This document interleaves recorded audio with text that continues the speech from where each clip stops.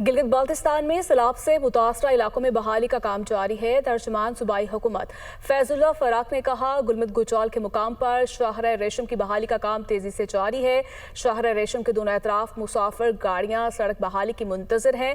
फंसे लोगों को लकड़ी के पुल के मुतबादिल रास्ते के जरिए पार किया जा रहा है। वज़ीर-ए-आला गिलगित बाल्टिस्तान ने बहाली के कामों में तेजी लाने की हिदायत जारी की गई हैं। शिगर, हुंजा, गुजाल, अस्तोर दयामर और दीगर इलाकों में बहाली के कामों में तेजी लाई गई है। एजुकेशन, चैनल, साफ पानी और बिजली की फ्राहमी समेत राब्ता, सड़कों की बहाली पर काम जारी है।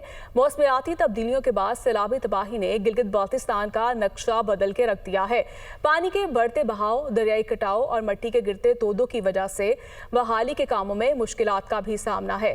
कल से 21 अगस्त तक गिलगित बाल्टिस्तान में बारिशों की पेशगोई है। हुकूमत ने मुतल्लिका इदारों को किसी भी चैलेंज से निपटने के लिए मुतहर्रिक रहने की हिदायत जारी की है।